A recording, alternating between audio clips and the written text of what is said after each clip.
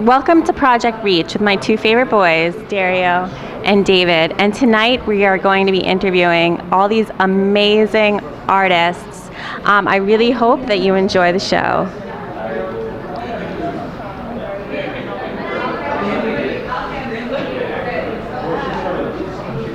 Yeah, thanks. I gave you my card. I'm going to get one as well. Here's mine as well. Hi, so Judy Warren here, the artist from the Juried fan collection, and we're here at Project Reach, this amazing, beautiful art show, and we're here with one of the artists. What's your name again? Hey, Vios Soriano. Vios Soriano, and I wanted to give him a quick interview so he could talk a little bit about his piece. So tell me a little bit about this piece. Yeah, it's just mass media, three-dimensional, a lot of the inspiration from, I don't know, spirits, water, stuff like that, stuff that I find connections to. And I just actually sculpted this onto the canvas and then painted around it. So a little bit of an interesting process. That's really cool. So how did you get your inspiration? And my other question is, where did you get this merman from? Did you make him yourself? I did make it myself. I sculpted it myself. Maybe a little bit of an alter ego, maybe, I don't know. But I have a very crazy, I love Greek mythology and fantasy realms, ethereal stuff like that. So it all somewhat tends to translate in my work all the time. I always have like mermaids and angels and different magical kind of themes happening. Yeah. That's really cool. So what did you sculpt him from? So this stuff is actually called Daz, and it's you have to use a lot of water to keep it moist to form it, but then it air dries. So that was kind of cool to sculpt on a flat surface and then mount it on the canvas and then just glue it and paint around it from there. Yeah. So you say this is your alter ego. Explain. I don't know. I feel like I was a merman in a past life. It's for some weird reason. I have a connection to the sea. I feel closer to my family. Well, my family's in Florida as well. So being in New York, get homesick. But yeah, it just feels like a very strange connection to merfolk. It's weird. That's cool. I feel like I was Catwoman in my past life, so I totally get it. Yeah. And so you have like a bunch of pieces around. Yeah, I got a few other ones here. Yeah, a few other ones here. How many? Well, I only brought 4. I was only told I could bring 3, but I snuck this guy in here. So. It's really cool. I like it. It's very different. Thank you. And there's a lot of there's a lot of other pieces as well that I couldn't bring, but if you go to ascendedarts.com, that'll link you, and you can see all the other pieces that are there as well. I'll take you to my Instagram as well. Cool. I like it. Very cool. Cool. And there's another, actually I would like to show you this one too. That's cool? Yeah? Cool. Okay. No, well, if somebody else could take it, you have to like turn, yeah. So here we are with Vios with another really cool mermaid piece. This is called Sisters. Can you tell me a little bit about this? Yeah, so again with the mermaid theme, a lot of ethereal realm stuff, but I really wanted to showcase, you see mermaids like Ariel and stuff like that, but I wanted to show a very multi-ethnic take on mermaids. So I wanted to show, like an afro, different kinds of hair, dreadlocks, and just show that off. And then there's textures going in with the scaling on the fins and stuff like that. Also in the bra has like, the little studs and stuff like that. But it's just a lot of layering, a lot of mixing, blending with the colors and shading, the hair especially right here. So yeah. So I'm assuming this would not be your alter ego. No, this is not my alter ego, but actually probably something that I find very, very appealing.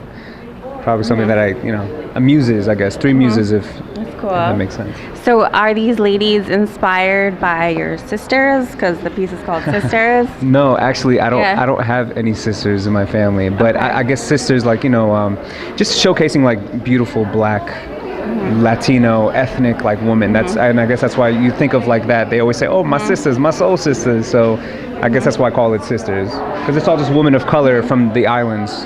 Yeah.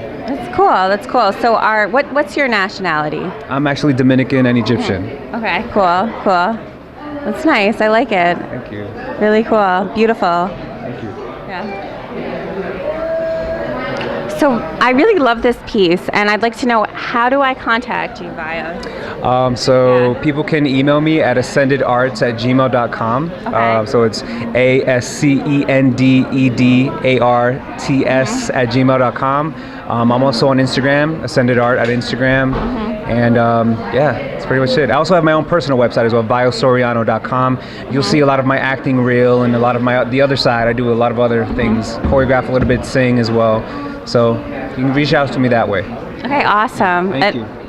And it's so good to meet another artist. Oh, awesome. Likewise. High five. Thank you. Yeah. Okay. Thank you. Thanks.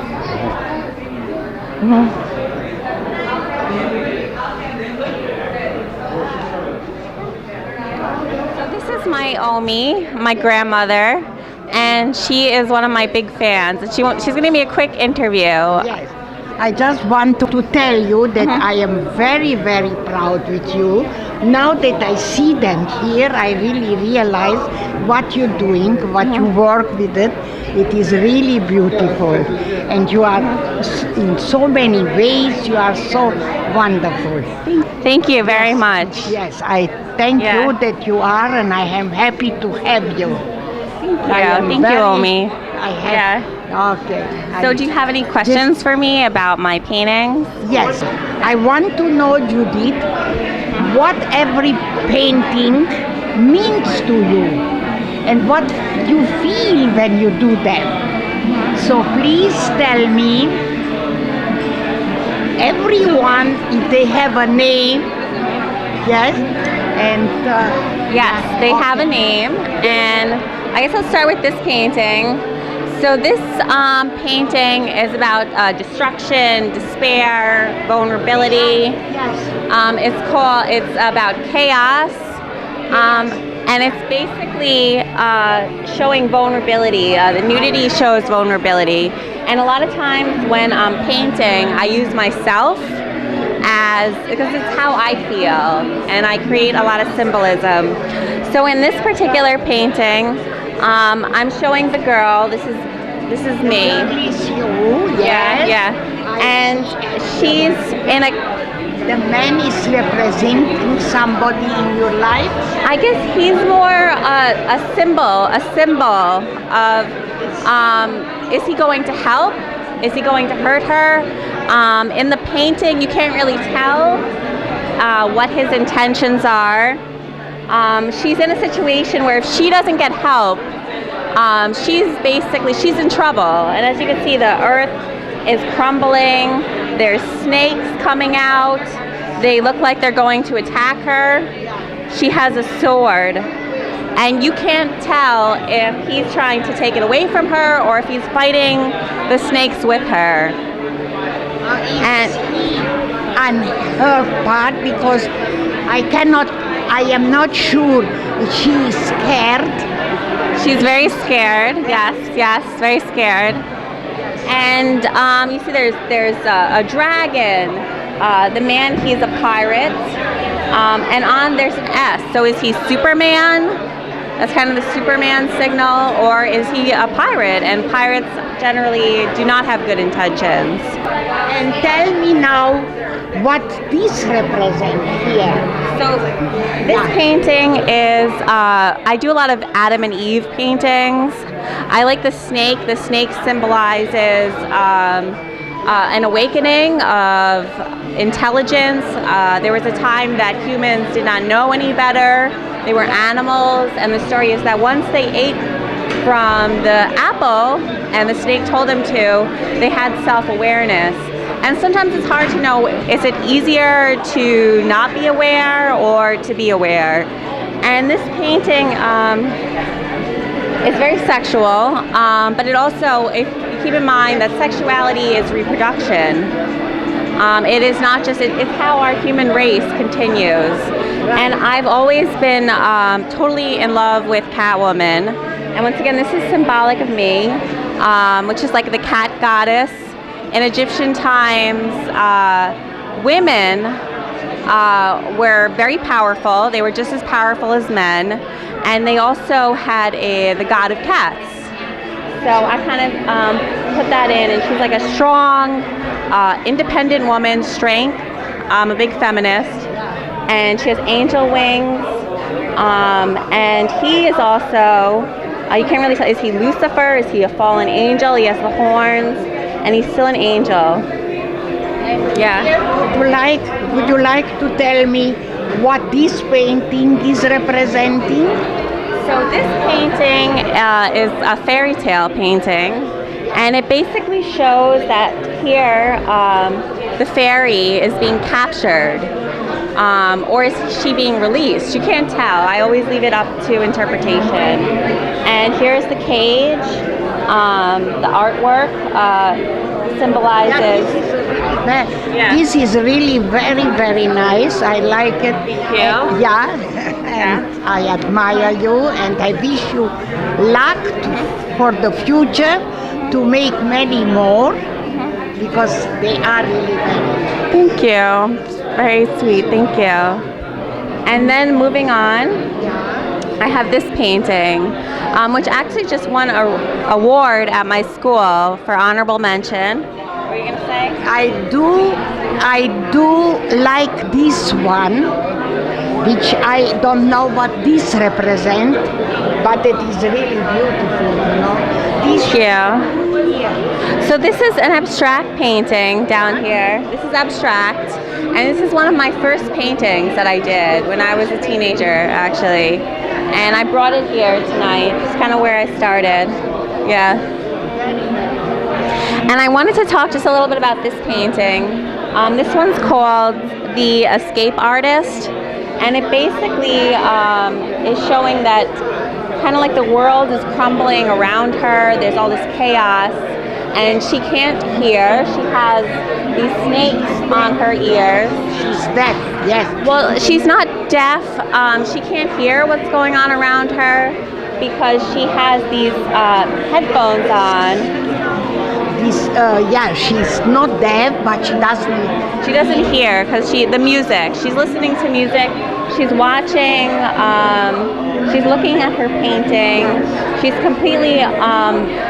She chooses not to see what's happening around her, and everyone else is escaping.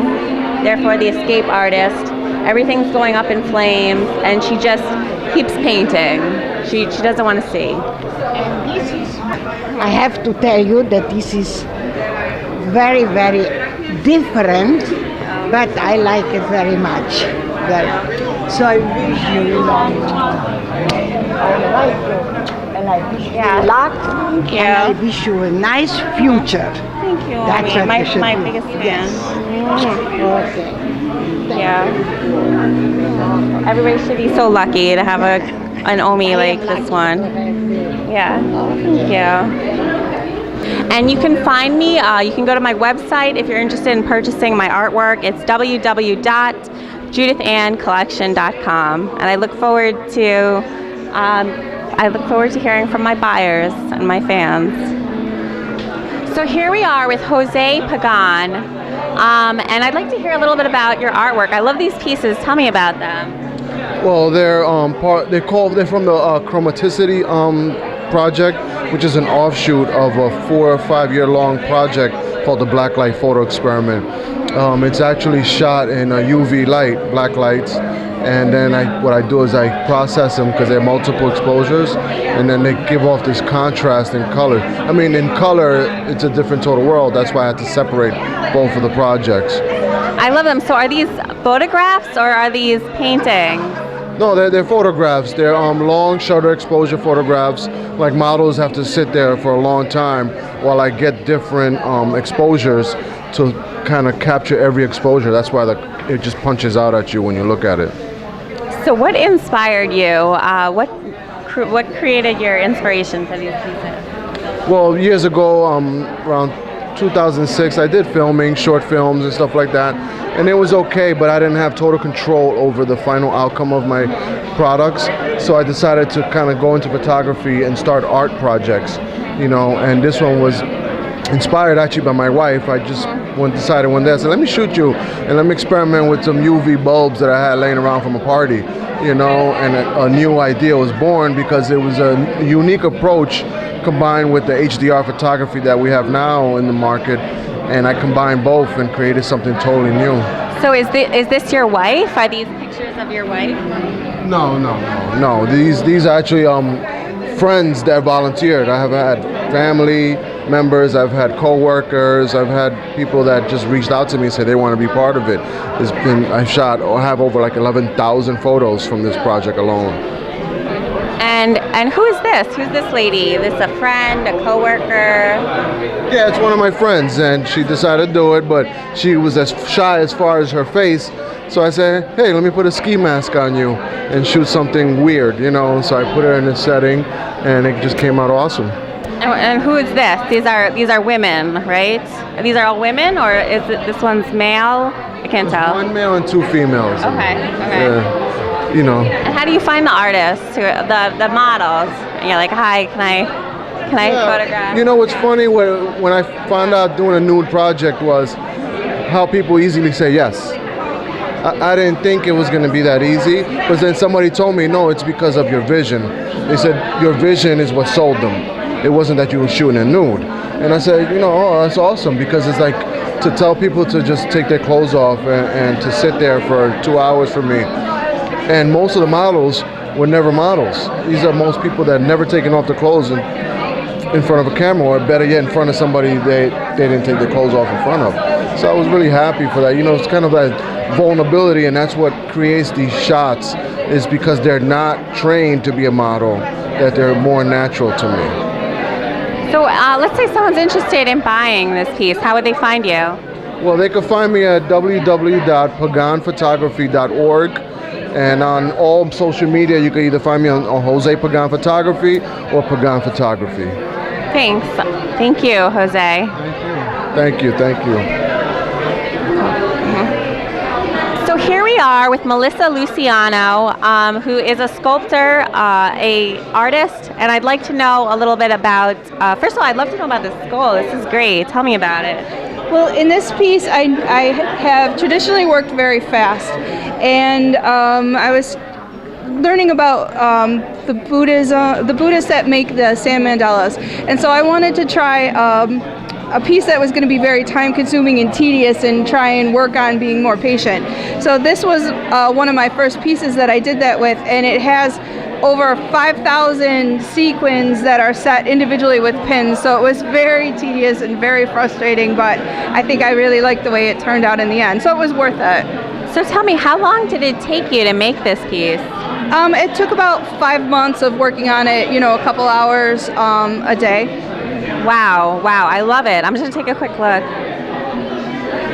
So what gave you the inspiration? I love this. Like this, you painted the sequins. Damien, there's an awesome. There's an artist named Damien Hirst, and he did a piece called "For the Love of God" that was made out of platinum and diamonds. And he said that for that piece, his medium was money. That it was about how much the piece was just monetarily worth.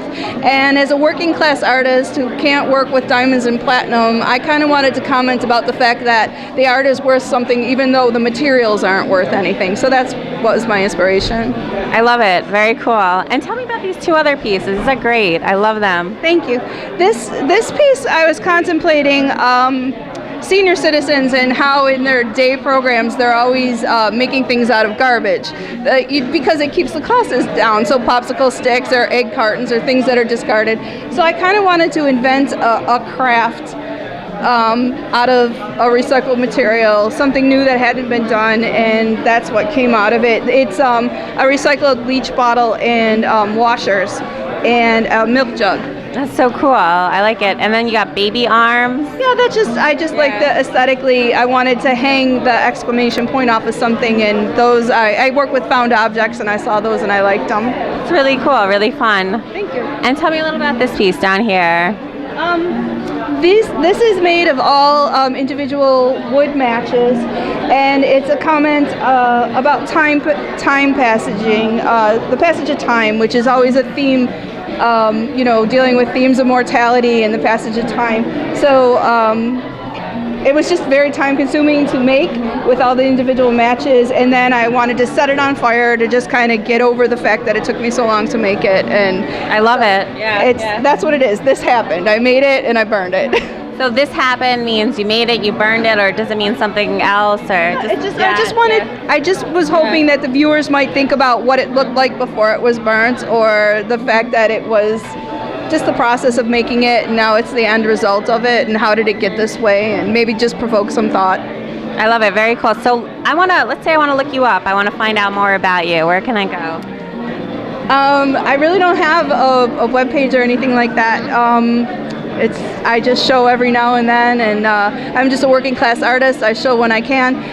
My email is mluciano27@gmail.com. Thank you, and I love this work. Thank you so much. Thank you. It's Great. Thank you. Yeah, high five. I keep wanting to get over here and look at your stuff. It is so intriguing. Thank you. I keep getting distracted, but I'm going to spend some time with it. Please do. Yeah, I'm also, yeah. This one is, I love it. Yeah.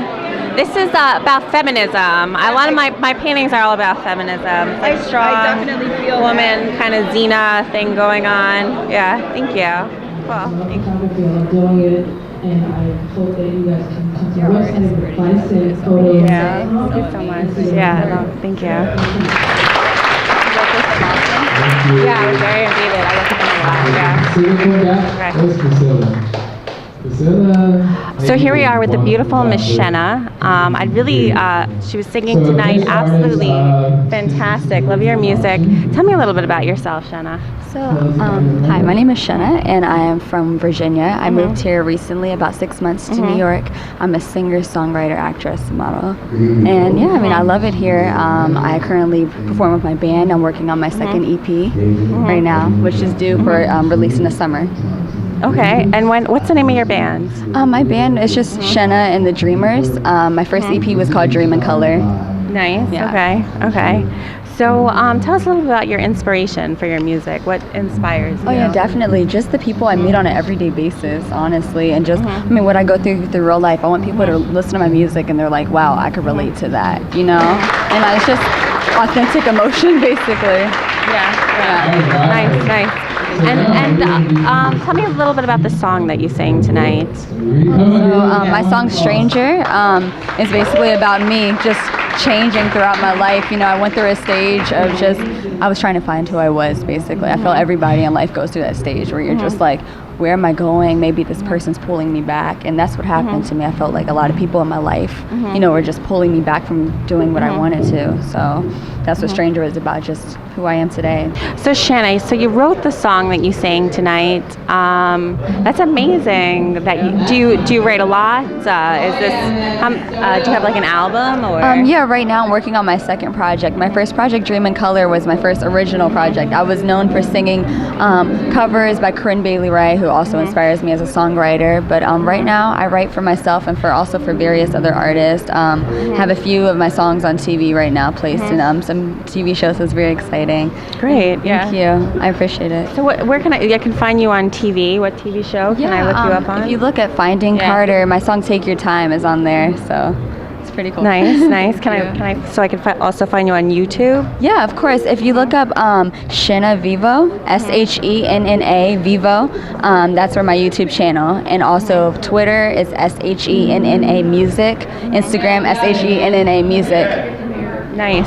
And can I buy your album? What site would I go to? Yeah, definitely. If you look me up on iTunes, SHENNA, you can definitely find it. So, and I'm doing a lot of shows now in New York, DC, planning a tour for the summer, so I'm really excited about that. And how long have you been performing for? When did you start? I started when I was 7, and it was funny because my family is very athletic. They're into, basketball and all that, so they had me into the sports, and I'm just like, this is not my passion. So I started performing. I did my first talent show, invited my whole family out. They're like, what is this girl doing? Like, you do not sing. I'm like, okay. And then they came, and then they've been supporting me ever since. That's amazing. That's great. So it sounds like you have a bit of a following at this point. I'm trying, it's never enough. And I feel as artists, you're an artist as well, and it's so important to support each other. So I'm so happy to be here. There's visual artists, there's other musicians, and we're just inspiring each other, and we can be each other's fan base. It's not a competition at all. It's all about getting there to the top together. I agree. Yeah, and I just, you did a great job. Thank you. And do you have a website? I'm sorry? Do you have a website? Oh, yes, I do. It's also Shenna Music, SHENNA music.com. Okay, love it. And so let's, what's your main thing? What's your main theme with your music? I would brand myself as an indie pop artist. So I guess if you could say, who am I inspired by? What category am I in? Lord, Charlie XCX. Today, I have to always change my set depending on the venue. So this one, I got to really sing the songs, that mean a lot to my heart. So it's just more ballads and just chill music. Usually, I like to do jumping around. I love to dance and sing and just get the crowd, on their feet. So a little like headbanging? Yeah, very indie, very just free-spirited. I like it. Yeah, I'm a very talented woman. Can you spell your website? Yes, SHENNA music.com. Okay. Awesome. Love it. Thank you. And thank you so much, Shanna. Another awesome woman at this fantastic show. Thank you. Great. Thank you. Now, let's give a round of applause. She's coming on stage. Yeah.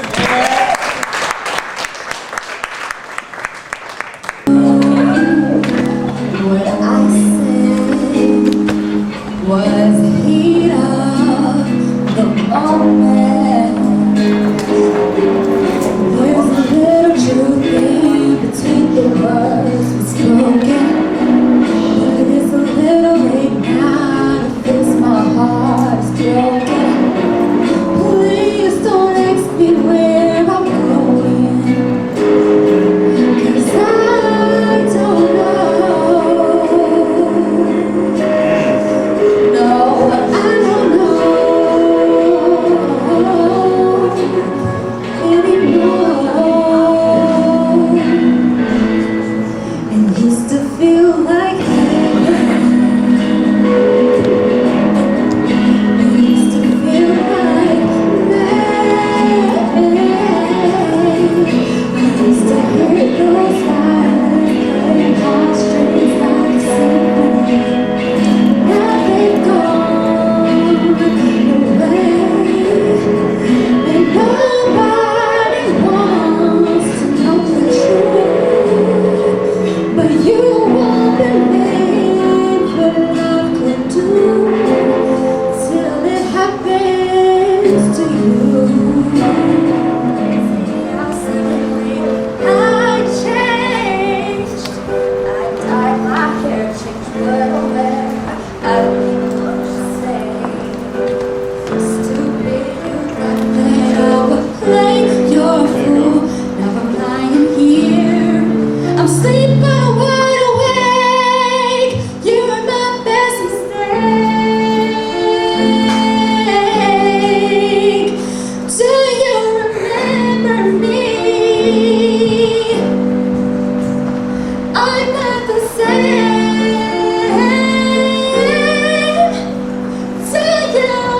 Do you remember me? Thank you.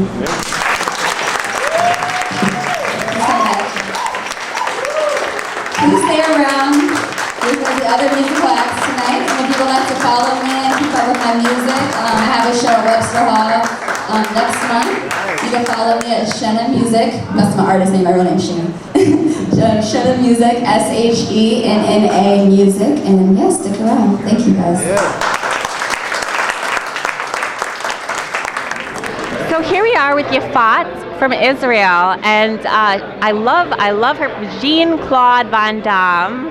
So tell us a little bit about this piece. Well, this is a very kind of old piece. It's, as you see, marked April '99. It's 16 years old. Back then, I was a little bit different. I was like into a state where I paint Sylvester Stallone and Jean-Claude Van Damme, looking at the movies, and actually almost like an actor, I thought I'm one of them, or actually want to be one of them, almost bigger than life, like so amazing that, so that's about that piece. So I was totally involved with that. So that's what left. 16 years later, I'm looking at that, you know. It's my history. So tell me, like, what? I imagine you really like Jean-Claude Van Damme. What, is he like a hero of yours or a favorite actor?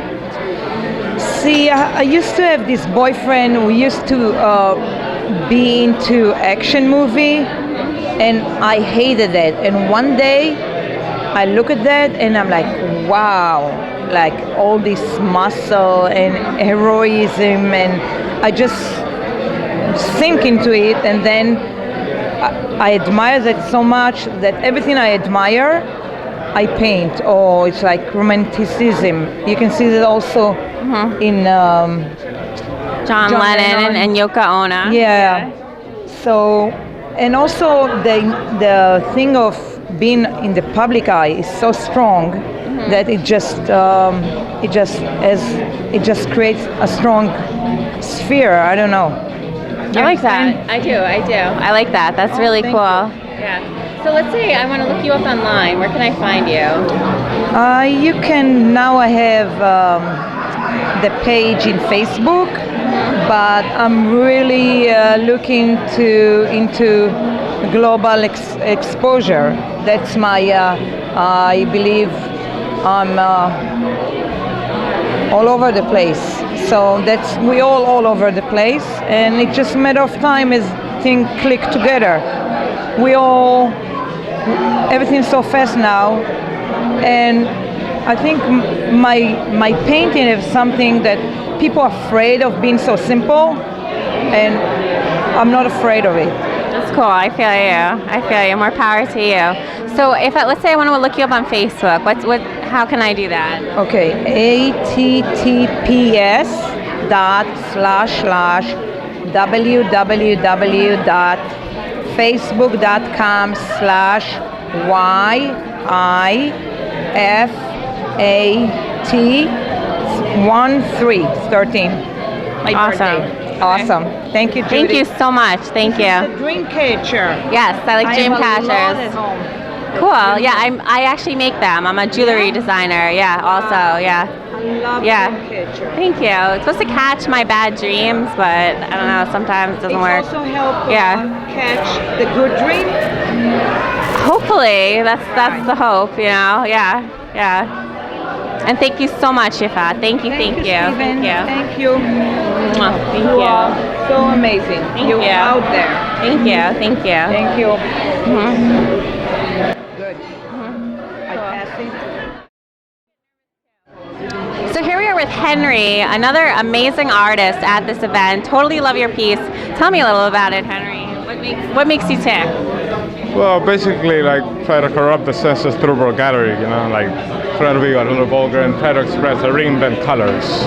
That's basically my idea. And chaos. I love chaos. Yeah, it's mostly about that. I believe it's about the derangement of the senses, basically. So mostly inspires me. So what was this looks kind of like an alien woman. Am I on to anything, or an insane lady? I don't know. I really don't know. Try to make it like versus a man and a woman, but it came out the same at the end. I like it. So is this someone you know? Is this inspired by anyone particular, or? Not really. When I first started painting, it was a friend of mine who just I always drew, and they just gave me a canvas, and they just started drawing. And a lot of people compare me to this and that, to different people, and yeah, but it's awesome. I love it. So when did you start painting? I would say like about 2.5 years ago. 2.5 years ago? 2-3 years ago, yeah. I like it. And tell me a little about this piece. It's so cool. The big one. Oh, it's really not so much about it. My girlfriend says very vulgar, but I think it's just it's kind of asexual to me. So is this you and your girlfriend? Like, it could be. You and your, well, that's a handsome couple. Yeah. And if I would like to look you up, how would I find you? How can I see your work? Well, I have the Instagram of my name. Okay. Yeah, That's mostly what I have right now at the moment. So what's your name? Henry Almonte. That's it. Instagram, just your name? Yeah, Henry Almonte. Yeah, it's like a cat. Okay. Yeah, not too much. Well, thank you, Henry. Thank you for this. Thank you. Okay. Okay, just say it again. Just ask what your Instagram is. You can say it and spell it. It's always easier for that way. So how can I find you on Instagram? You can search under my name, Henry Almonte.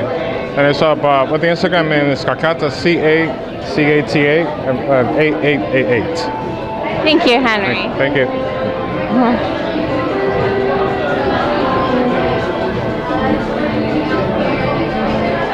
So here we are with Tiffany Maldonado.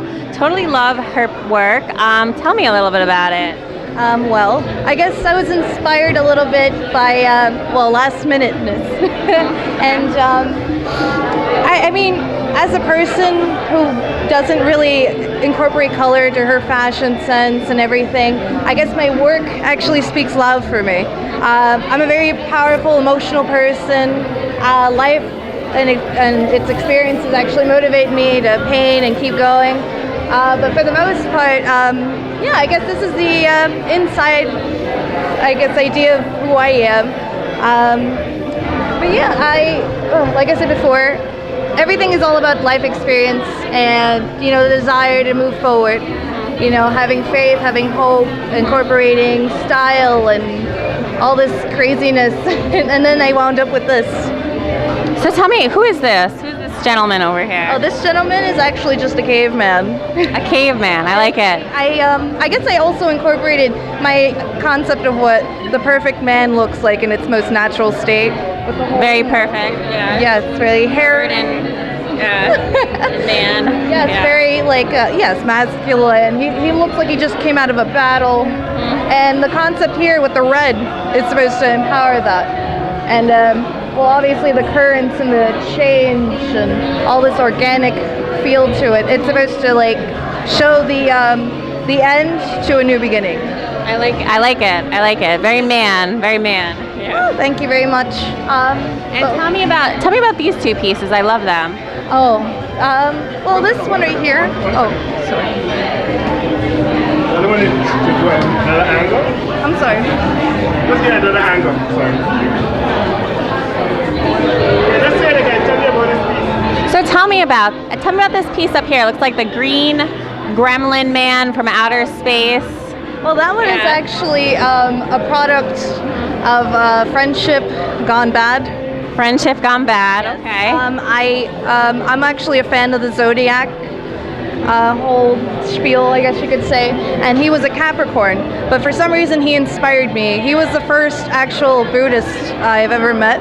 And ever since, I was inspired to get into yoga and all this sense of spiritism. And I found him as an intellectual.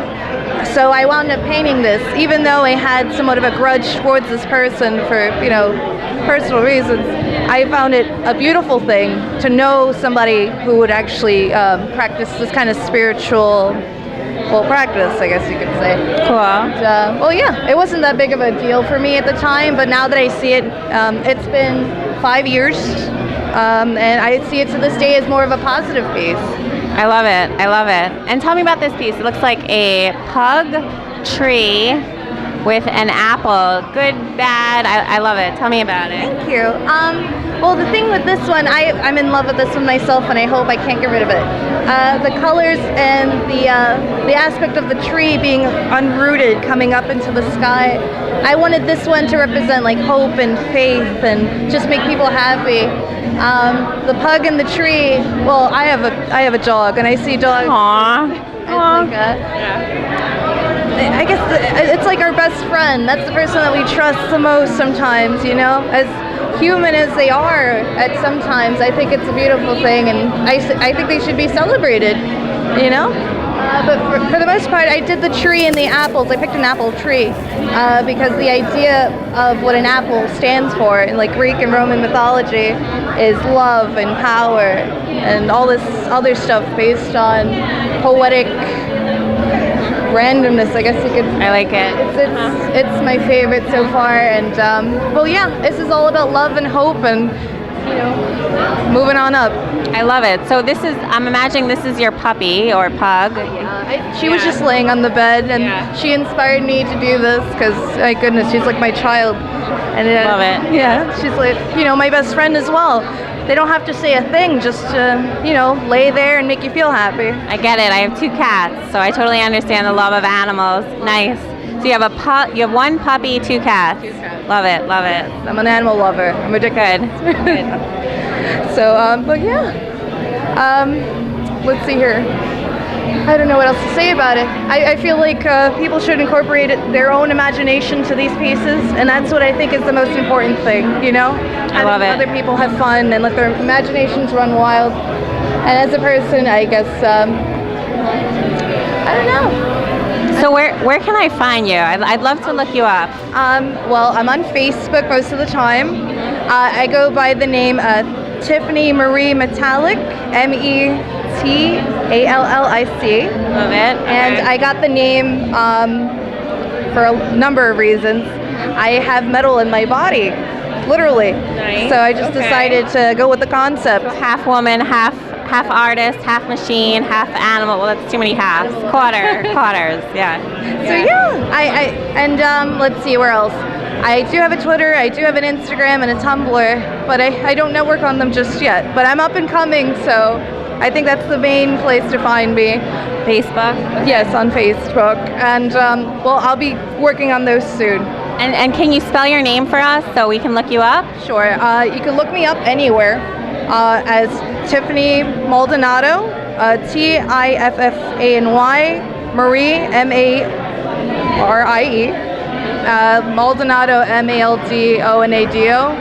if you can catch that. But yeah, look me up anywhere. My artwork is mostly on my Facebook since I'm up and coming, and I just started coming into the art world, and I'm, you know, bringing new experiences to the Tumblr and the Instagram. But for the most part, I have business cards and my Facebook for now. Awesome. So many awesome lady artists here, and it's so good to meet another lady of the art world. Thank you, Tiffany. Thank you so much. Thank you. Okay.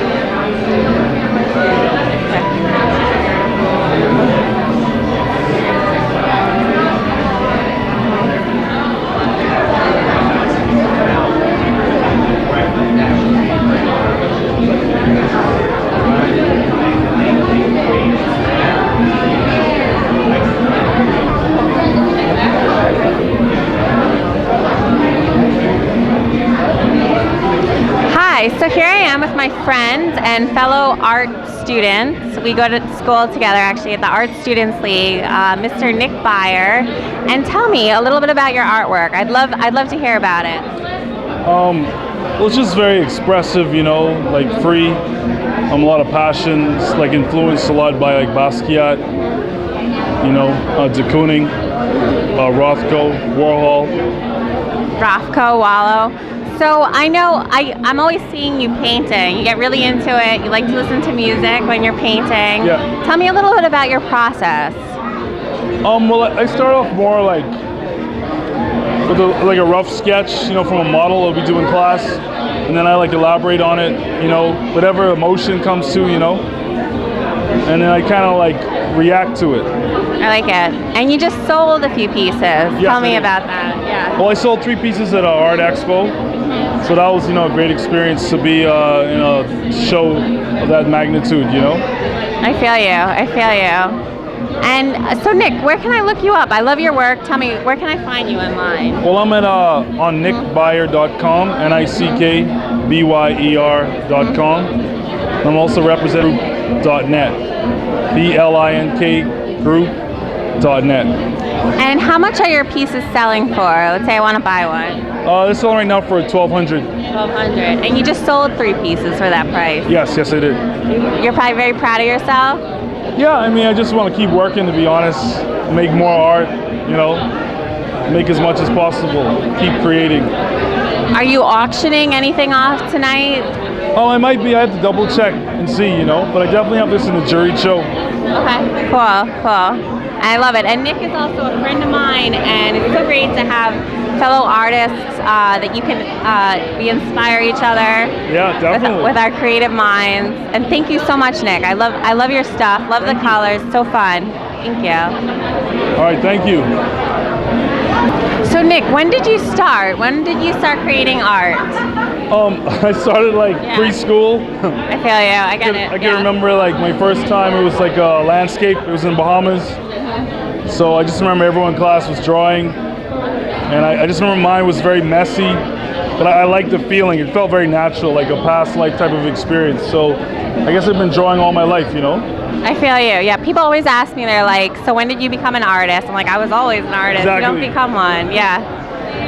So you've been painting your whole life. I know you do music too. Yes, I do. Yeah, I do music as well. You know, I perform in the city as well, doing a lot of music, but now I'm focusing a lot on art. So what would you say, like, do you feel like your music is inspired by your art, or how does that work for you? I think it's all related. Yeah. You know, there are a lot of musicians who definitely have inspired my art, like a lot of Coltrane or Nirvana. Nirvana, yes. Yeah, just a lot of that expressive energy, you know? Well, I listen to a lot of hip hop now too, so like, you know, it's very happy music. I use a lot of that in my work as well. So how has your work evolved over the years? It's just gotten more structured, especially since going at Art Students League, working with Frank O'Kane. You know, he's just taught me a lot about structure and how to get like my spirit into my work. Yeah, Frank O'Kane is a great teacher. Yeah, He's really, yeah, definitely. Yeah, I've been taking his class now for maybe like 2 years, and it's really, it helps a lot. Absolutely, absolutely. So have you, so with structure, did you ever do, have you only done abstract, or have you done more realistic? I used to do impressionism and abstract, but now I just focus more on abstract, you know? I like it. So Nick, how can I contact you? Well, you can contact my agent at Elizabeth, ELIZABETH, at blinkgroup.net. Thank you, Nick. Thank you. You're welcome. Thank you. Okay, high five. High five. Okay. All right, good. Awesome. Okay, thank you.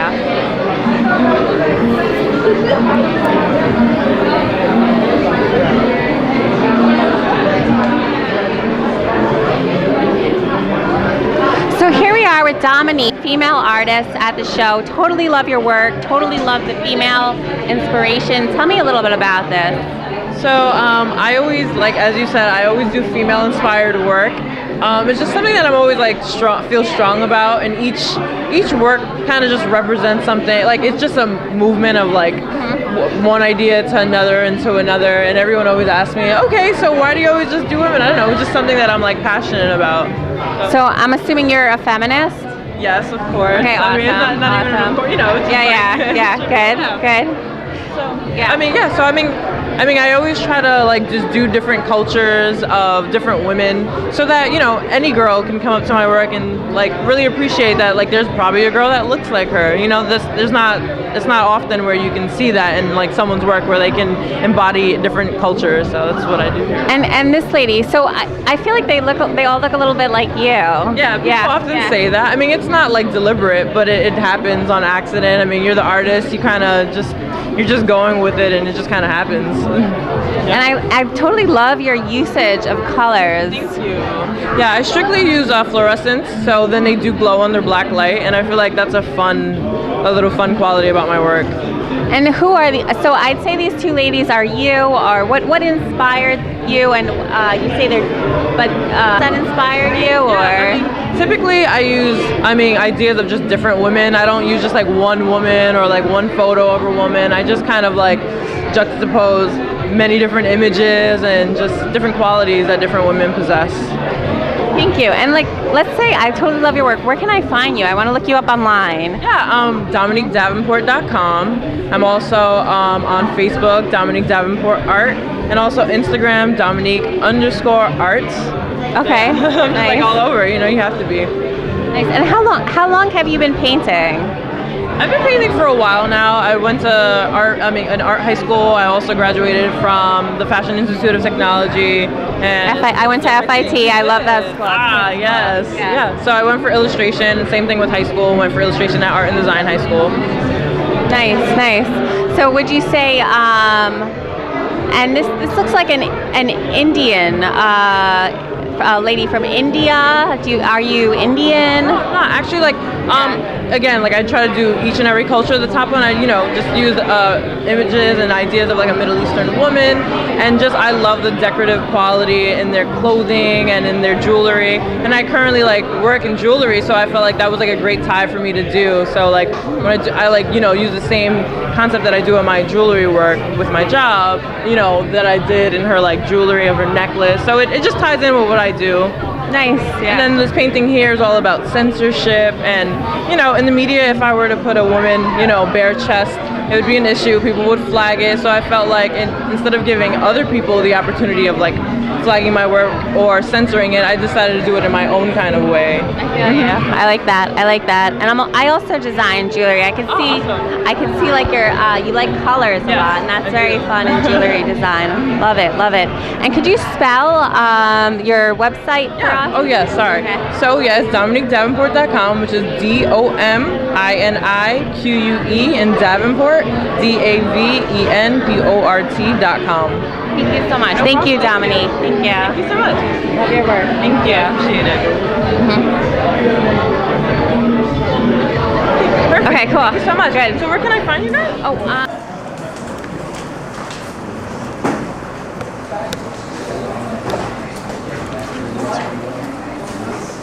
I would like to invite some of the artists to come up to describe some of their work. What about this artist here? Who's the artist of this painting? Would you mind coming up and just kind of tell us a little bit about your artwork? And these paintings of mine, they're both oil on linen. The first one I call Waiting. And the second one I call This Door is Closed to You. And this has to do with my feelings about particularly women of color who, no matter what they do, no matter what they try, they cannot get equal justice or equal opportunity in this country. And this one is Waiting, and it's simply a man who's waiting for his break. And he's tired, and so he's leaning against the fence now. That's about it in a nutshell. Thank you for that introduction. So, what about this person here's art? Whose acrylic drawings is this? Would you mind coming up just kind of explaining your artwork for a little bit? Here? So the artist is visual artist for this project. Would you mind coming up just kind of explain your artwork? Art collection here, these paintings here. Who's the artist for this art piece? Which one? How's everyone doing? Awesome. My name is Gero. I'm actually one of the judges here. These are the 4 pieces that I sort of brought in for you to share. I actually won the first art competition, and I got invited to come and judge, and I'm very excited to be here.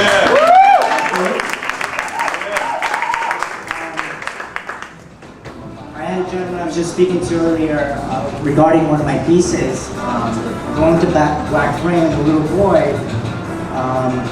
Can we go on the music a little bit, please? Just a little bit about this painting. I painted this about a year ago. I was walking in New York City near Times Square, and I saw this little boy on the sidewalk with his mom, literally begging for food. And I'm here walking in my $2,000 shoe, looking at this little boy, and I'm thinking to myself, oh my God, 20 years ago, I was that little boy, because I was adopted, so I came from an orphanage, so I knew what it was like to have nothing, and it was such a powerful moment for me that I had to paint it. And I did, and it actually ended up winning the first show. I put it in, and to this day, every time I see it, I just think, I'm so grateful to have that moment, to be here standing in front of you guys, to judge, such amazing artworks. And, that's pretty much the story of that painting. So, thank you.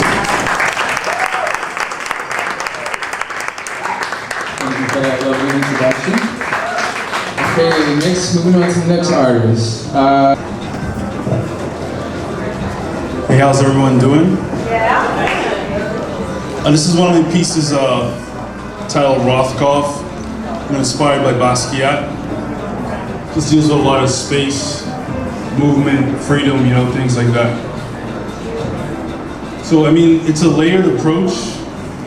It took me about 2-3 weeks to do, and I kind of just used my intuition and emotion on it.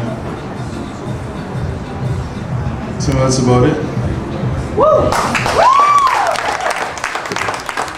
All right. So for the piece here, Tarzan in a wave, who's that artist? Oh wait, come on up.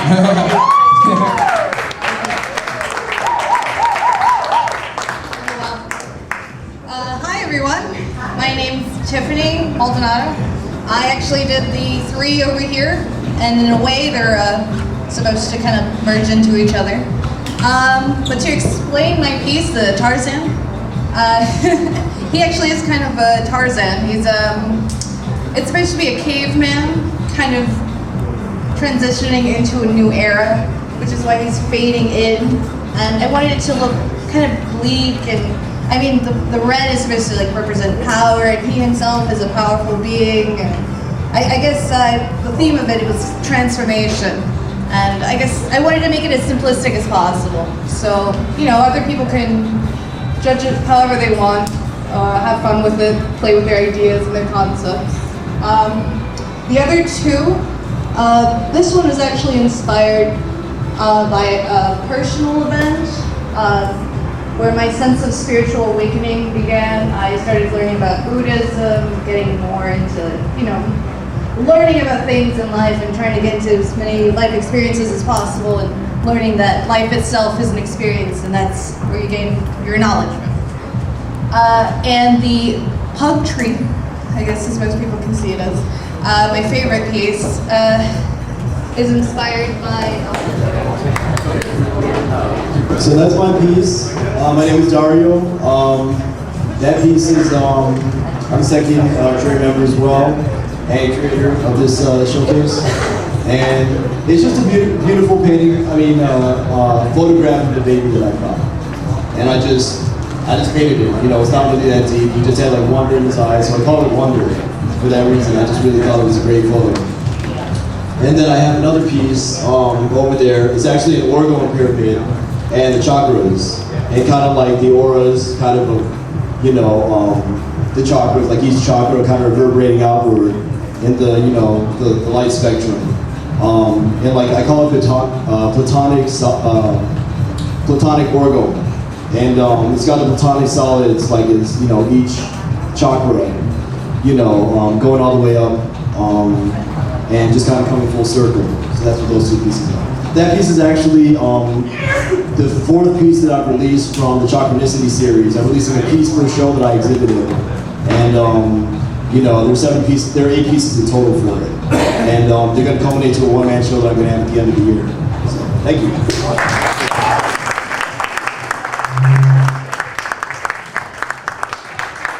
Thank you for that. Okay, let's move on to the next artist. Thank you. There's a pretty smile, check that out. The next artist here, goodbye, Khalees, and so the next artist that did the paintings here is a collage. That's you.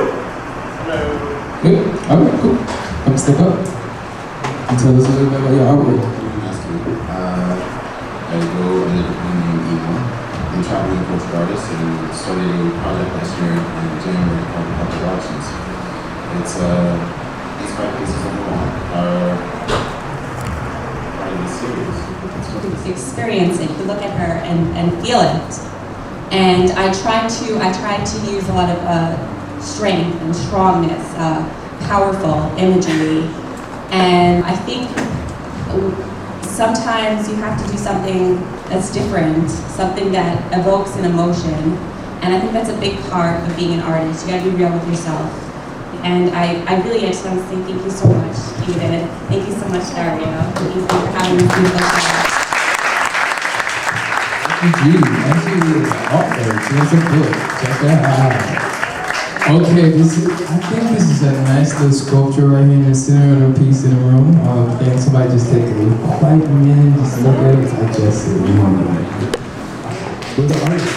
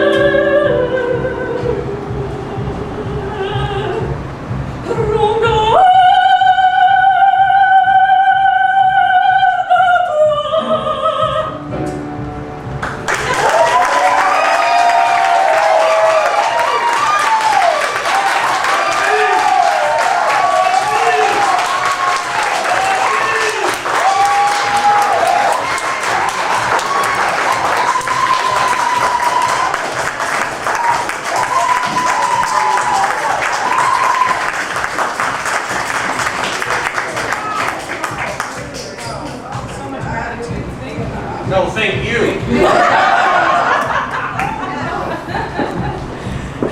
Okay. Wow, thank you. Yeah? So, switching it up a little bit, because everything is connected, right? So this is a piece that I really, really love, and I'm really excited to share it in this room right now. So, a little bit different.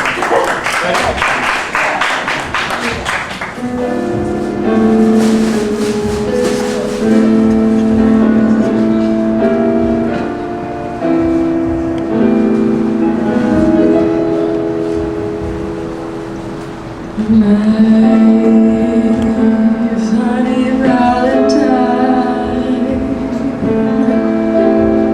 sweet comic Valentine,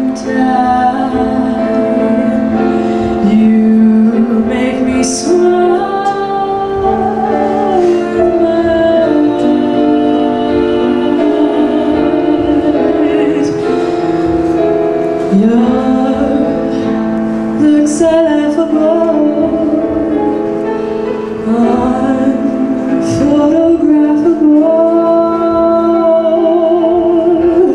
yet you're my favorite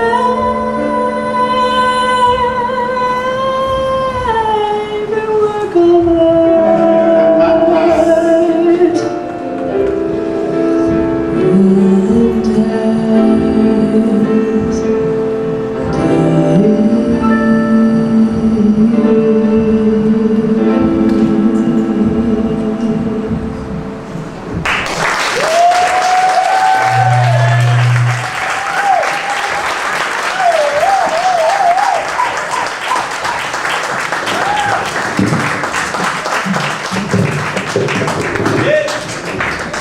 I thought that was a sad clap and applause for this woman for keyboard. Give her a round of applause!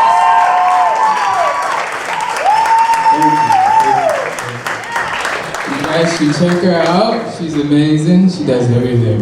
She does everything. I'm always open for collaborations and love and discussion, so please feel free to let's hang, let's be friends, let's create love in the space. So if you want to, I would love to exchange info with all the artists that are here, and just let's keep this family growing, you know. Let's move forward in love. Give it up. I'll give a hand to the keyboards. Okay, let's move right on to the...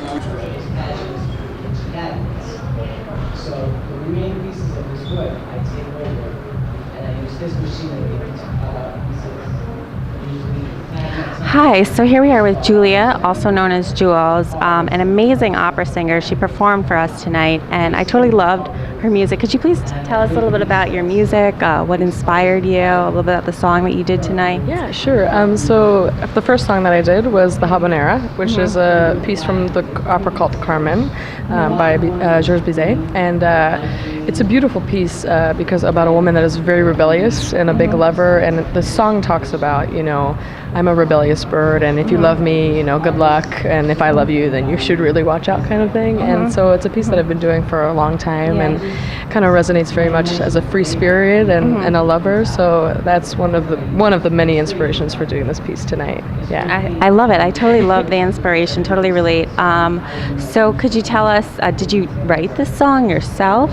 No. It's from an opera called Carmen by Juried, which was written in the 18th century. If I'm no 18th or 19th century now, I can't remember exactly, but yeah, it's a very classic opera aria written in the repertoire. So what started you? How'd you get into opera singing? So my mother was a musician and my father was a sculptor, so I've always been around art and have been inspired by that my entire life. And I just kind of found my own voice. I started singing, and opera really resonated with me, and music in general. I started as a pianist first, and then I delved into the vocal arts, and now it's just kind of wherever is the flow and whatever feels right. So opera is something that definitely resonates still with me after all these years, but I also delve into jazz and various music collaborations as well as dance and circus. So it's been a really interesting journey, and I'm excited to see what's coming next. I love that. So tell me, at what age did you start singing? I don't know if there's a particular age that I started singing. My first live performance was at 9, and I had been and I have been performing really ever since then. So that's kind of where a lot of my training came from, and learning about collaborating with more than one person, you know, in a very group environment, and understanding the roles of stage, and so I guess I've been singing since then. Professionally, I don't know if I would say professionally, but on a level of that nature. But definitely since the beginning, I've always kind of been making songs and dancing around. I love it. I love dancing. So singing, I'm not very good at, but I admire it. So do you ever write your own music?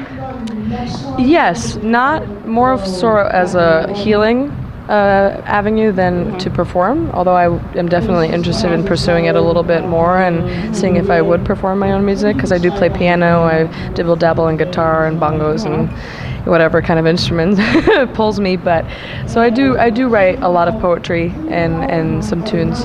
But yeah, maybe there will be some things in the future of my own accord. I love it. So you write poetry. I also write poetry. What do you write about? Everything from day to day to what's going on in the universe right now. Especially, I've been inspired to write a lot of activists and LGBT and things about racism and how terrible this country is, or how awful everything's going on in this country, and how we can't seem to find an accord. And it's just that a lot of what I've been focusing on recently is actually writing about how this country in particular has been based off of an oppressive skeleton. Like, we've got this land by oppression and, killing bodies that, we've fought were in as worthy, which whatever that means. It's a lot of ego that needs to be deflated. So that's been a lot of where my writing has been coming from recently, but also about my own journey and experiences and love. So yeah, it's kind of all around. I like it. So you're active in the LGBT community? Absolutely, yes. I personally identify as queer, and as a woman and as just a human being, I don't really like labels, although as human beings we tend to label because it makes it easier to put people in boxes or in categories. So if there's a label that resonates with you, wonderful, but I definitely first and foremost identify as a citizen of the world and the universe, and want love and happiness and light for all. And so yeah, I definitely, whatever, I mean, I don't care what you are, is if you're loving and you're spreading positive vibes and good feels, then that's all we need, that's all. I agree, yeah. Everyone should be on that wavelength, but it's difficult when egos are involved and nature versus nurture, when you're nurtured to believe that a certain kind of person isn't worthy of what you think you're worthy of. So changing the language, changing the view, and understanding that even in those moments, like, you have to also understand if you have any privilege and to be able to check it and see that, okay, maybe and being able to hear. I think that's one of our biggest problems is we listen and we talk and we want to, we answer with the idea of like, okay, this is what I want to say, but we forget to listen and we forget to hear. I agree. And see that, maybe I am, not doing the best that I can do. So let me listen to my peers who are actually living this right now and reflect on it and be like, okay, this is how I can be a better ally or be a better activist or be a better lover, whatever, So I think listening and sending the positivity out. I agree, yeah. So it sounds like you're a very strong-minded woman, which is great. I'm a big feminist myself. And I really love what you have to say. It sounds like you're a thinker. You think. Yeah. Thinking is important. A lot of people need to do more of it, I think. Totally agree. Yeah, one thing that resonated that you said is I feel like I write too, and I relate to a lot of things that you say. And do you feel, it sounds like you're someone who feels that a lot of us are kind of blind and we're not really seeing what's going on. A lot of people turn a blind eye. And you have to kind of question what's happening around you. You have to be curious. Absolutely. You have I to think, awake. Yeah. You have to wake up is really what it is to everything that's going on. And I think human beings can tend to be selfish, and I use that word not just because of how we think of selfishness, but also just, it's okay to love yourself and be with yourself, but that also comes with, understanding, okay, what are my insecurities and how am I projecting that onto other people? So when, like if you're having, for example, a conversation with your friend and they get very defensive out of nowhere, yes, they're defensive, but is that coming from a place of insecurity in their own process of figuring it out, So I think what we need to do, and it's an ongoing process, like I'm working on it, friends are working on it, my family's working on it, it's an ongoing process in human nature.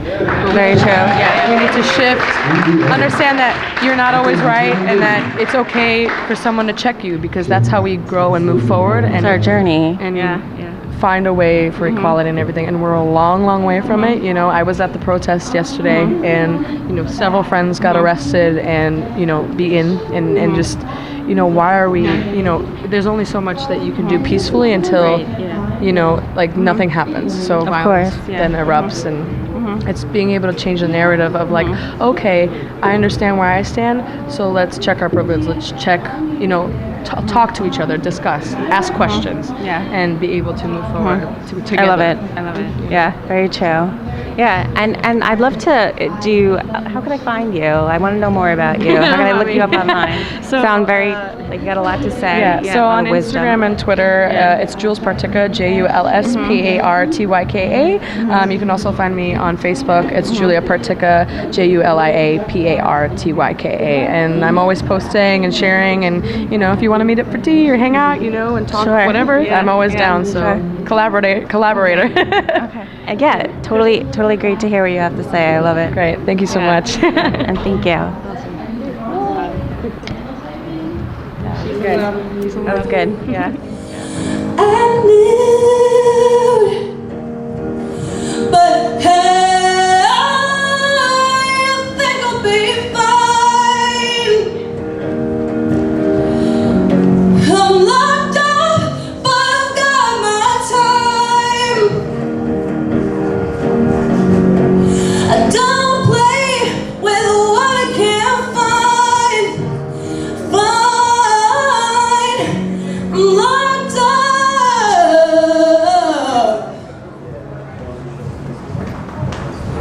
Alright, so that was it. Wrote that about a year ago. I had a life-changing experience, and it caused me to feel like I was being stripped. Like I was stripped of everything that I knew. So that's what that song was about. but I actually want to pay a little tribute to one of my biggest influences. Doesn't really influence my writing, but my singing is Mariah Carey, and I want to sing a little song for you. It's called Vanishing. If I could recapture all of the memories and bring them to life, surely I would hear the distant laughter. Wasn't it you and me? So here we are with Joe, another fantastic artist at this great event. So Joe, tell us a little bit about your work. I love these skulls, they're so cool, very punk rock. Yeah, it's stuff that I started in school and then just have developed over time. As alumni, I still get to use the foundry at school. School. So you went to school for art? Yes, I have my MFA. Oh, nice, nice. So what school did you go to? New Paltz. New Paltz. So that's college? Yeah, SUNY. SUNY. Cool. So, and you made these in one of your classes? How did? Part of them. It's a long process that takes, you can't really do it by yourself. You need to have other people with you helping you cast the metal and helping you make the molds and everything. So I always say they come from school because, the college is providing people and supplies and tools and materials for me to get this done. I love them. It's very punk rock. Would you say you're affiliated with the punk rock movement? Sure, and the Native Americans also. And so what inspired this piece? Tell me a little bit about it. Well, the first one was bronze, and I just enjoy skulls as like drawing them and just, the whole punk, I guess, and being a skateboarder and aerosol and stuff like that. Reminds me, I feel like it's like the Ramones. Reminds me of the Ramones. Yeah. Do you listen to the Ramones? A little bit. Cool. My CDs were all stolen out of my car, though, so. That's too bad. So let's say I want to buy your work. Where can I go to find you? JoeKewen.com. Nice, thanks. JoeKewen.com. Nice. Can I look you up on Facebook? Sure. How would I find you on Facebook? Joe Kewen, Kewin. Thank you, Joe. Love it. Love your work. High five. Well, thanks. Put it in the air. Yes. This community center needs you. Whatever you can donate.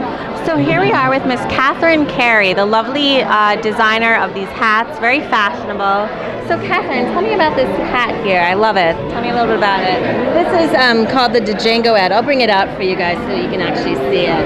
It's a wide brim fedora. I make them by hand in my shop. And this was one that was part of my runway collection that I did back in February for Fashion Week, and I'm super excited to have it here today. It's just a really cool hat. Can you try it on for us? I was just going to say, I'll pop it on. I have hat hair. Love it. Yeah, you got to love hat hair. So it's like that. It looks great. Can I try it? Yeah, can I try it? I think it'll look great. Very cool. Yeah. Looks good. Yeah. Very fashionable. Matches my dress. Right. So let's say, where can I purchase this hat? What's your website? Where can I go? My website is super easy. It's CatherineCarey.com. So kind of simple. Carey is the last name. And are you just a hat designer, or do you make clothing or jewelry? What else do you do? I'm a milliner, so I'm a millinery designer, which is a hat maker. But I'm also a painter too, but mostly my dedication is hatwear right now and headwear and just launching the brand. Do you do only women's hats, or do you do men's hats? I specialize in women's, but funny enough, tonight I've had like 3 men ask me about hats. So of course, I have a men's line too, and I'm sort of expanding that this year. But the women I constantly get the women. So what would be the style? What's the style of this hat? What trend are you? That style is it's a wide brim fedora, so it's kind of got like this whole collection was called It's a Little Big on You. You can see, right? So it's just a little tiny big, but no, it's okay. You just kind of want to perch it a little bit. But it's when I did the line for Fashion Week, it was called En Route. So it was a modern gypsy jazzster. So it's kind of just a cool kind of just a wide brim fedora that's fun. I love it. I love it. So how much do these hats go for? What's the cost? So this hat, it's a fur felt, which is the highest end felt that you can use. It's a velour finish, and this hat's $450. $450. Yeah. Nice. Yeah, this is on the higher end. Yeah. But this is also a little bit more deluxe. It was made specifically for the runway, so it's bigger than life.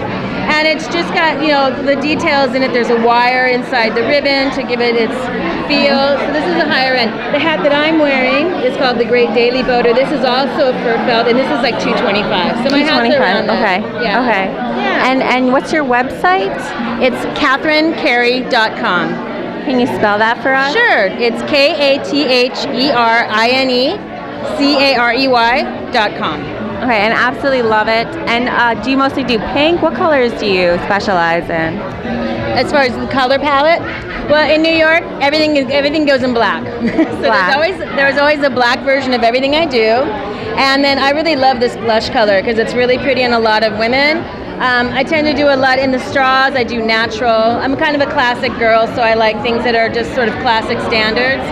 But yeah, the palette is usually there's always going to be a lot of black, but I love like this simple black line on that. And of course, the blingy buckle. Love it. You can't go wrong with the blingy buckle. Love it. Love it. Yeah. Yeah, great hat. And thank you so much, Catherine. Thank you. I'm excited. Thanks. Appreciate that. Yeah, you're welcome. So here we are with Evan Gozali, the artist of these is this watercolor? Yes, these are watercolors, and these are from my new series, the Escape series, and they're for sale here through the show. So plug the show if you decide to buy them. And how much are you selling them for? Okay, they range at $675 to $750 or so, and that's the sales special. And then there are others that are at other various price points in that same approximate price range. And if I want to look you up online and I want to buy some more of your work, where can I go? You can contact my studio space at purevisionart.org and Evan under the artist tab, and then you can contact the contact person is Bryant Bryant Yarbo or Penelope, and they're in charge. They're exclusive contact people for managing my art collection. And mention me that you contacted me and need to get an Evan piece before they disappear and become too famous. Okay, so contact Evan before he becomes too famous and buy them at a reasonable price of $675 before they become $1 million, and $750 for this piece. Going up, the prices are going to be raised. He's soon going to be famous. Most definitely, and once again, much love to all the artist folks and creative folks. And I'm free to do collaborations and trade and exchange artwork and consults for those people who want to dare trying something creative. Feel free to contact me to explore new, different realms. Thank you, Evan.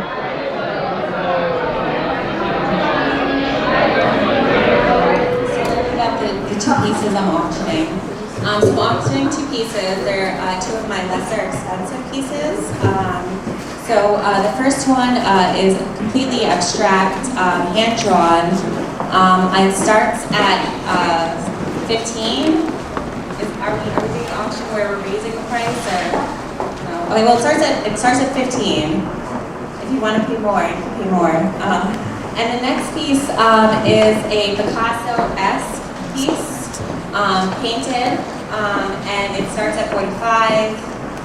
That is the going price for that piece. It's just basically like Picasso, but with the face that's done by me.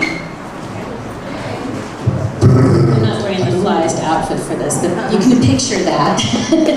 And just to let you know, my hat prices in my shop usually go anywhere from $100 to $500. This hat in my shop, I had it at $450. So I'm just giving you kind of an idea, ballpark of where this hat is, so that you can feel excellent about getting it at an amazing deal if you put your little auction in. So here we are with Richard Baker, another fabulous artist from tonight's art show. So Richard, tell me a little bit about your artwork. I'd love to know more about you.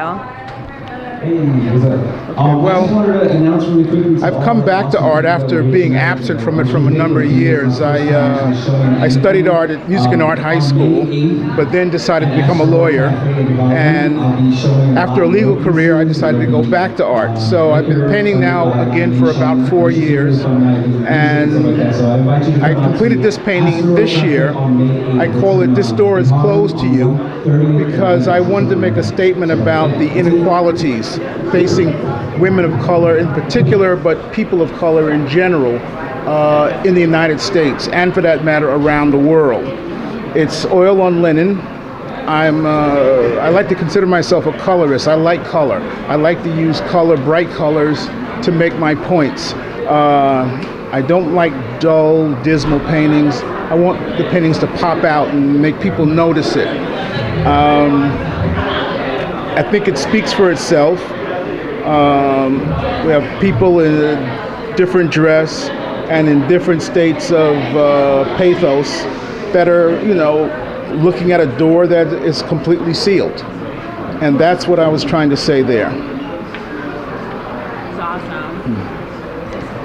Yeah, that's awesome. I love it. It's so inspirational. It's a really moving piece. Really sends a strong message. Can we see the other piece? I'd like to see that too. There's two of them. Love this piece. So tell me about this piece. Just love it. This piece I finished in late 2014, and I called it "Waiting." I wanted to do something to show the frustration that people feel when they can't seem to get the opportunities they want. And this image came to me actually in all places. I was in Florence this past summer, and I saw this man, and he was leaning against a fence. And so when I came home, I said, I got to paint that, because it was just so striking the way he was sitting there and alone in this sea of people. And he was just waiting, but waiting for what? And I wanted to capture that. I love that. I love that. What do you think he was waiting for? In this case, he was probably waiting to start his sale day, because he had some wares around him, which I didn't put in this painting, but I decided to adopt it to the United States and just have him sitting with an empty bag against a fence. It was actually a church fence, and contemplating. And that's what I wanted to show. Do you feel like you relate to that? Like, I relate to sometimes just sitting and contemplating. Like, I just need to take a moment. I need to take a break. Yeah. I think we all do. I think that we all go through periods of melancholy, periods of depression, and periods of just plain anxiousness, where we don't know what's next, what we're going to do, how we're going to get there. And that's what I saw in him. I love it. It also strikes a chord for me too. It's like the silhouette, the whole like the shopping bag. Yeah.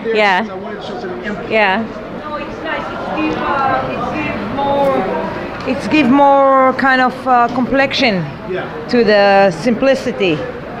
It's called the dog in the painting. It's like always the corner that switch the symmetry in the painting cause a little bit Evaluation. Yes, I agree, yeah. I painted it in and I painted it out a couple of times because I painted it in and I painted it. I spend at least 6 weeks on a painting. Half of it I spend just looking at it, trying to figure out what's wrong, what's missing, what should I do. And in this one, that bag was bothering me because at first I thought it didn't fit. And then I said it did fit. Then I thought it was too big, and then I thought it was too small. So I painted it in and out several times, and I settled on that one. Oil? It's oil, yeah. I really like the shopping bag. Sorry, hold on. I really like the Wants to know if it's oil. Yeah. I think it's so cool. The blue shopping bag. Yeah, I love it. Honestly, it really actually strikes a chord in me. It kind of moves me, this piece. I really like it. It's great, really. Thank you. Yeah, very moving. Thank you, Rob. Thank you, Richard. If I can reach anybody, to get any kind of emotion, it makes me feel good. Yeah. Okay. And Richard, if I want to find you online, where do I go? RichardOBakerArt.com. RichardOBakerArt.com. So check him out online. Great work, very moving, very touching. Strike a chord in me. I'd love to see more of his work. And yeah. It's all on my website. And so check out his website. So here we are with the masterful Luis Santiago, the artist of these two awesome pieces. Please tell us about your work. Well, it's made out of wood. My father's a carpenter, so I buy the wood, I cut the wood. I use his machinery to do these special edges.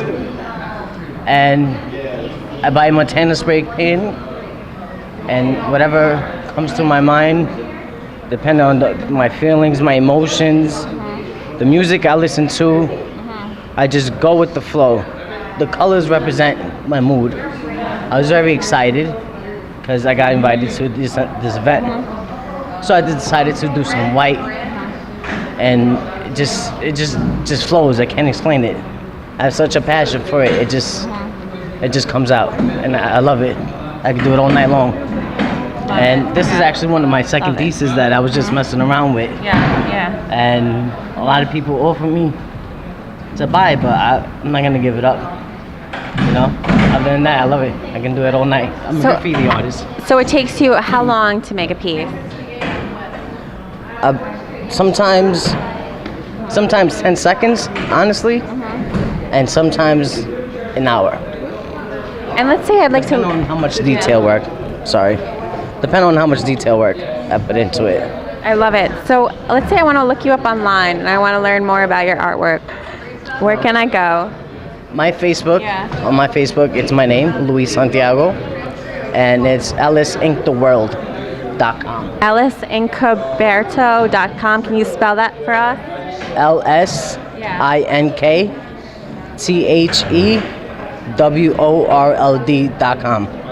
Like ellisinkhtheworld.com, because my goal is to go global. Awesome. I love your work. It's absolutely fantastic, and I wish you the best of luck. Thank you, Alice. High five. And a hug. Thank you so much. You're welcome. So here we are with Marlon, who's only 13 years old. If that's not awesome, I don't know what is. And he is one of the talented artists at the show. So Marlon, tell us a little bit about your work.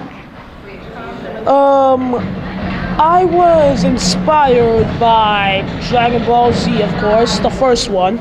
Dragon Ball Z, okay. My little brother, he really wanted me to draw something Dragon Ball Z related. So I drew it, and it was super fun just trying to do it. The color, I think that's one of my proudest works because of the colors added to it. And it was one of my first drawings that I actually inked. Okay. And I'm assuming you are. Is this your brother here? What's his name? Come here, Christian. Hi, Christian. The Dragon Ball Z one was my favorite show. Are you proud of your big brother? Yep. That's awesome. So you're like an awesome big brother. Yep. Yeah. And then this one is another one of my favorites that I did on my own. It's actually a dare from one of my friends.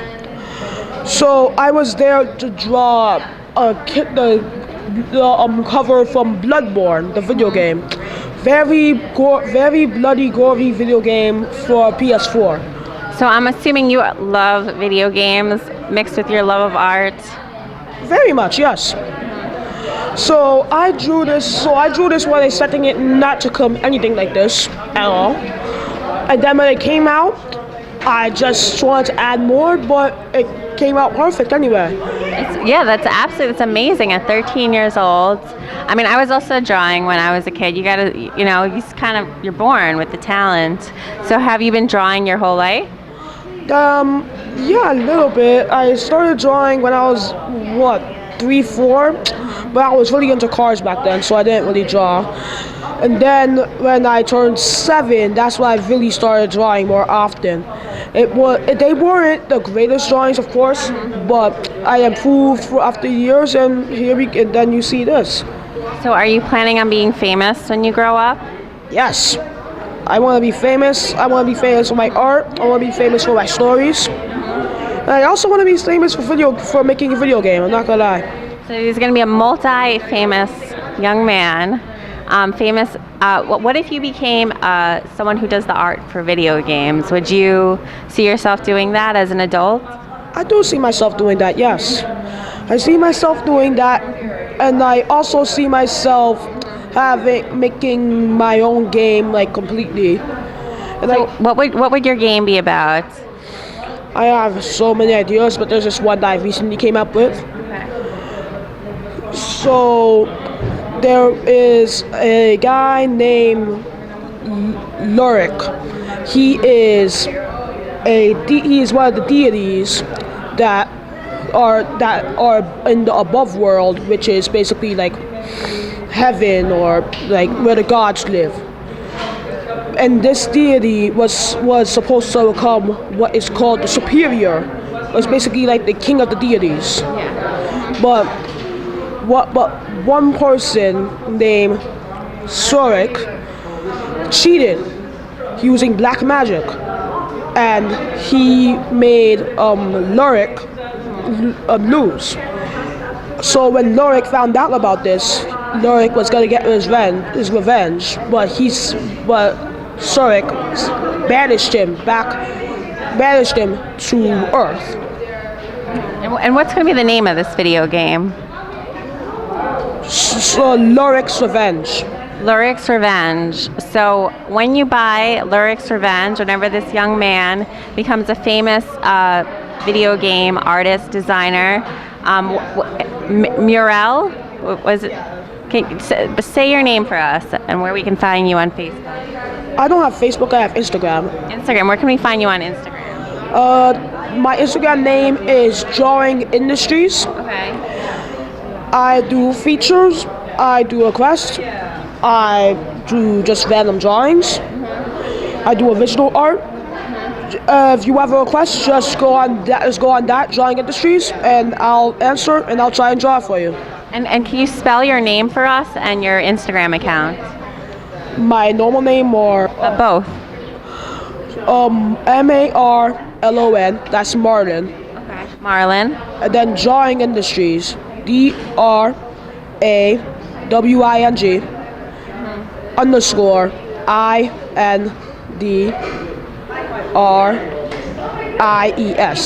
And so thank you so much, Marlon. You awesome young man, and keep up the good work. Thank you. Yeah, thank you. Okay, so yeah. Okay. Again, I'll join you guys. All right, last random picture.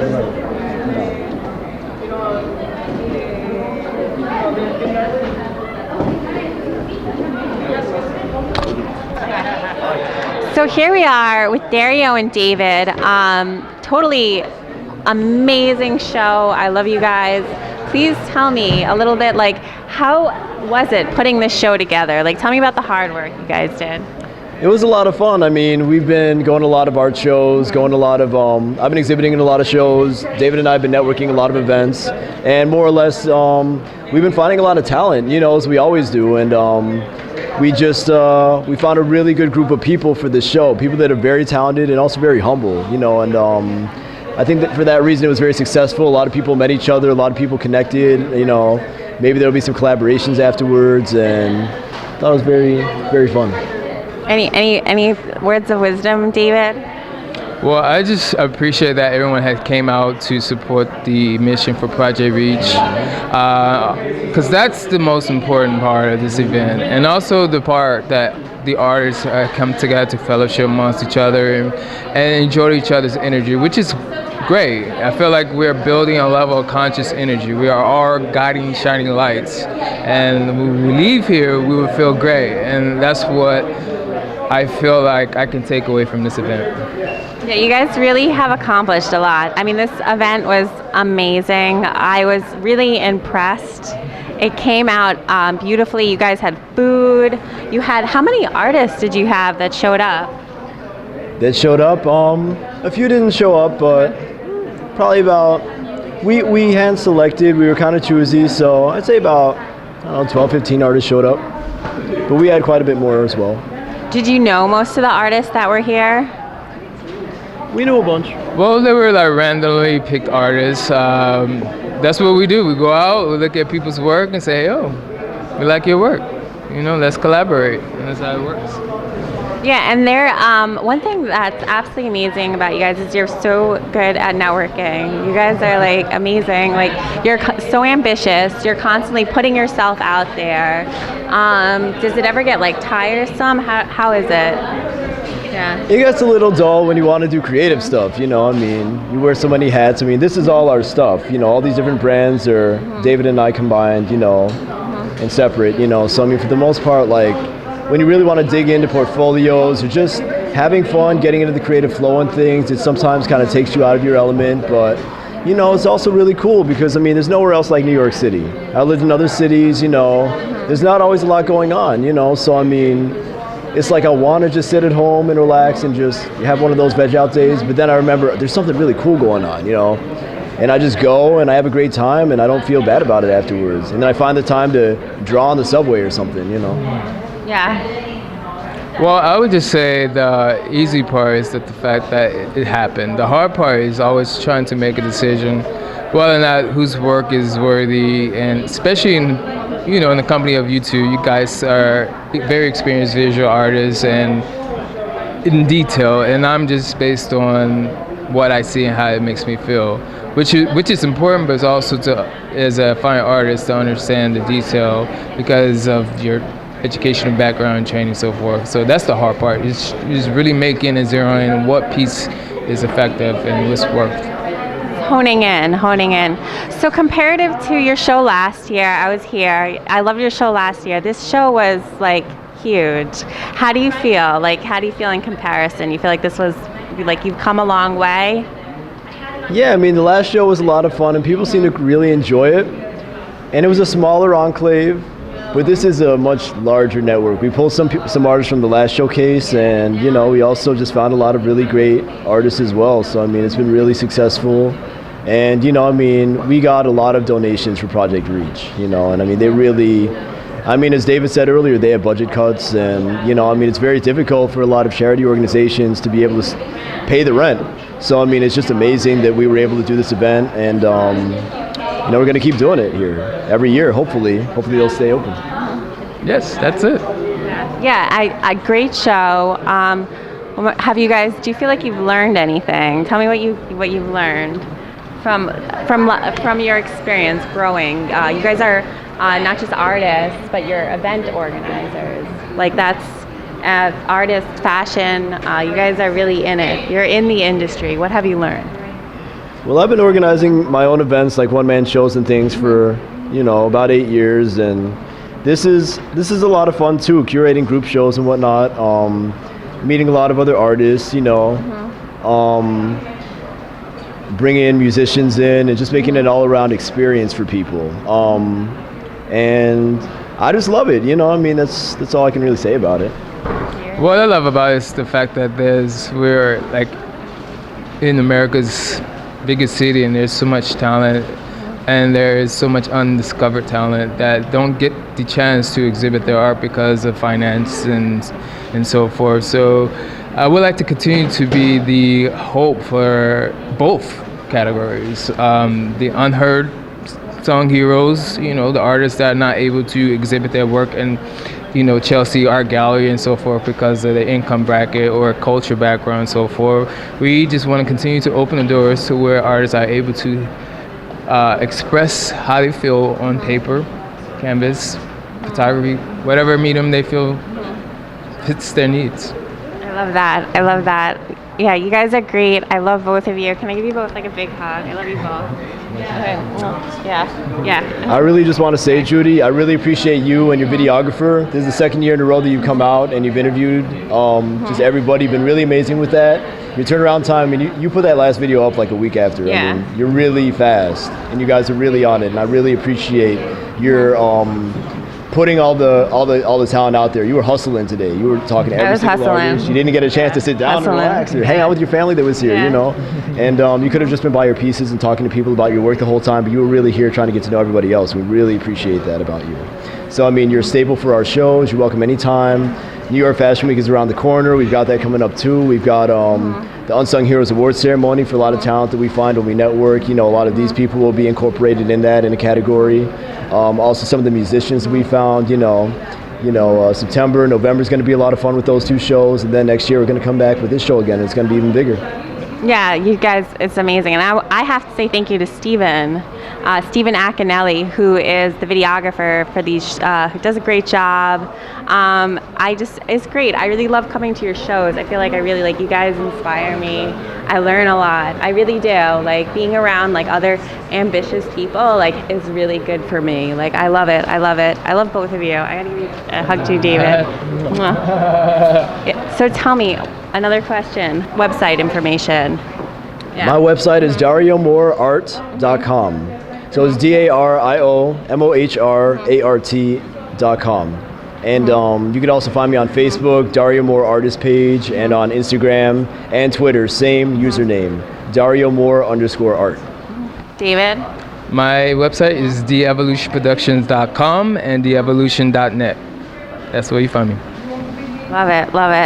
And what is your next show? What's the next thing? What's the next big thing? The next show that I'll be a part of in collaboration with The Evolution Productions is going to be New York Fashion Week, the Harlem New York Fashion Week show at the Harlem Library. Love it.